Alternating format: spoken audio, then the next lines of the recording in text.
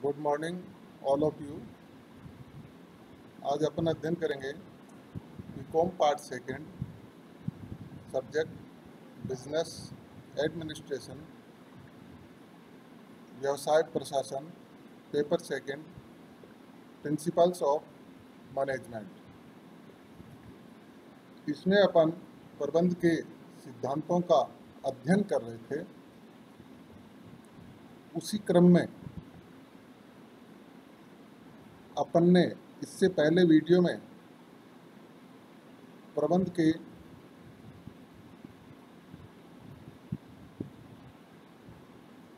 सिद्धांतों में केंद्रीकरण का सिद्धांत का अध्ययन अपन ने कर लिया था। हेनरी फेयोल द्वारा प्रतिपादित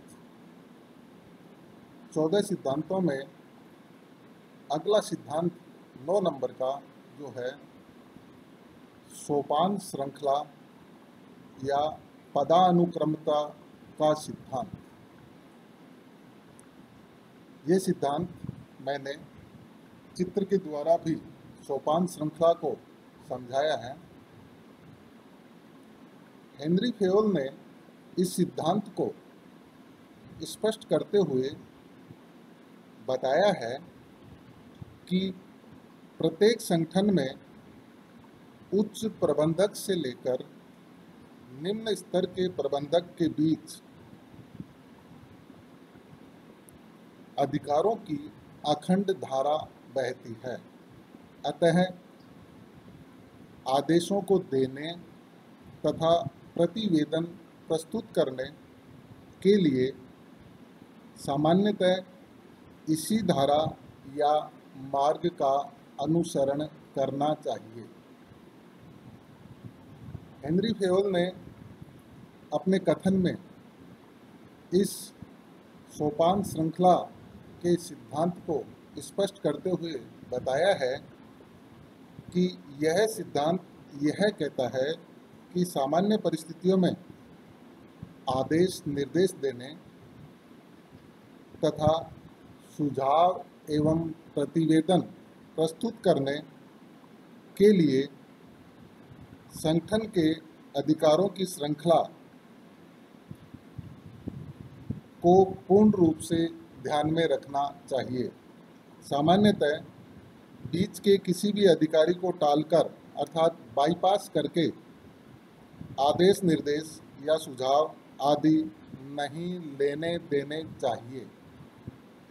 किसी भी पदानुक्रम स्तर पर बैठे अधिकारी को टालकर या उसकी उपेक्षा करके दो विभिन्न स्तरों के अधिकारियों को संदेशों का आदान प्रदान नहीं करना चाहिए।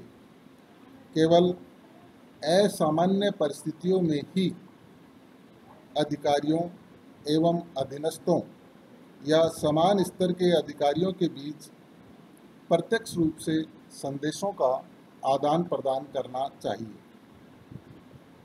किंतु उच्च अधिकारी को इस संबंध में आवश्यक जानकारी देनी चाहिए। हेनरी फेयोल ने जो बात कही है इस सिद्धांत के अनुसार, उसको दोबारा मैं स्पष्ट कर देता हूँ कि किसी भी संगठन में उच्च स्तर के अधिकारी से लेकर निम्न स्तर के अधिकारियों तक, प्रबंध के 3 स्तर अपने को जानकारी में हैं, उच्च, मध्यम एवं निम्न 3 स्तर हैं। तो कोई भी संदेशों का आदान प्रदान है वो किसी भी बीच के अधिकारी को बाईपास करके नहीं देना चाहिए, या प्रतिवेदन या सुझाव प्रस्तुत करना हो तो बीच वाले अधिकारियों को बाईपास नहीं करना चाहिए, बल्कि पद के क्रम के अनुसार उन सभी के पास वो संदेश जाने चाहिए, सूचनाएं जानी चाहिए। या ऊपर से नीचे की ओर अगर कोई संदेश या सुझाव या सूचना देनी हो तो बीच के किसी भी अधिकारी को बाईपास नहीं करना चाहिए। हाँ, हेनरी फेयोल ने यह कहा है कि असामान्य परिस्थितियों में बराबर के अधिकारी आपस में सूचनाओं का आदान प्रदान कर सकते हैं, लेकिन इसकी सूचना उच्च अधिकारी को अवश्य होनी चाहिए। जैसा कि हेनरी फेयोल ने चित्र के द्वारा स्पष्ट किया है, यह समझाया गया है कि ए सर्वोच्च अधिकारी है। सबसे टॉप का अधिकारी कौन है? ए, जिसके नीचे दो विभागों के अधिकारियों के अनेक पदानुक्रम स्तर हैं। अतः सामान्य परिस्थितियों में सर्वोच्च प्रबंधक ए को कोई संदेश ई तक पहुंचाना है तो बी, सी तथा डी के माध्यम से ही पहुंचाना चाहिए। ए को सीधे सी या ई को संदेश नहीं देना चाहिए और न ही ई को सीधे बी या ए को संदेश देना चाहिए। इसी प्रकार पहले विभाग का डी दूसरे विभाग के एच से संदेशों का आदान प्रदान करना चाहता हो तो उसे भी उसी क्रम में अपने संदेशों का आदान प्रदान डी तथा एच के बीच प्रत्यक्ष रूप से संदेशों का आदान प्रदान किया जा सकता है। जैसा कि मैंने डॉट में बताया है कि डी और एच के बीच संदेशों का आदान प्रदान किया जा सकता है, लेकिन इसकी सूचना उच्च अधिकारी को अवश्य देनी चाहिए, वो भी असामान्य परिस्थितियों में। अगर सामान्य परिस्थितियां हैं तो अधिकारियों के पदानुक्रम के अनुसार ही सूचनाओं का या सुझावों का आदान प्रदान होना चाहिए। यह चाहे ऊपर से नीचे की ओर हो या नीचे से ऊपर की ओर हो। केवल बराबर वाले अधिकारियों में सूचनाओं का आदान प्रदान अति आवश्यक है, असामान्य परिस्थितियां हैं तो अवश्य कर सकते हैं, लेकिन इसकी सूचना उच्च अधिकारी को अवश्य देनी चाहिए। यह सोपान श्रृंखला का सिद्धांत या पदानुक्रमता का सिद्धांत हेनरी फेयोल ने स्पष्ट किया है। इसके बाद अगला 10 नंबर का सिद्धांत हेनरी फेयोल ने बताया है व्यवस्था का सिद्धांत, principle of order. Henry Fayol द्वारा प्रतिपादित यह सिद्धांत कहता है कि प्रत्येक व्यक्ति तथा वस्तु की उपयुक्त व्यवस्था की जानी चाहिए। जहाँ तक व्यक्तियों का प्रश्न है, प्रत्येक व्यक्ति को सही स्थान पर लगाया जाना चाहिए तथा उसका एक स्थान निर्धारित कर देना चाहिए। इसी प्रकार वस्तुओं एवं सामग्री को भी यथास्थान रखना चाहिए तथा उनका भी पहले से ही स्थान निर्धारित कर देना चाहिए। तो व्यवस्था का सिद्धांत बहुत छोटा सा है, बहुत सिंपल है, सरल है। सारांश के रूप में अपन ये कह सकते हैं कि इस सिद्धांत के अंतर्गत प्रत्येक वस्तु एवं व्यक्ति का एक निश्चित स्थान होना चाहिए ताकि व्यवस्था बनी रहे।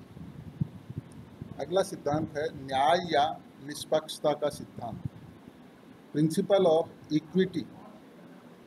प्रबंध का यह सिद्धांत यह कहता है कि प्रबंधकों को अपने कर्मचारियों के साथ उचित न्याय, निष्पक्ष, समानता, दयालुता का व्यवहार करना चाहिए। फेयोल का विश्वास था कि इससे नियोक्ता एवं कर्मचारियों के बीच मधुर संबंध स्थापित होंगे। औद्योगिक जगत में आज सबसे बड़ी समस्या भारत में विशेष रूप से मधुर औद्योगिक संबंधों की है। तो ये न्याय या निष्पक्षता का सिद्धांत है।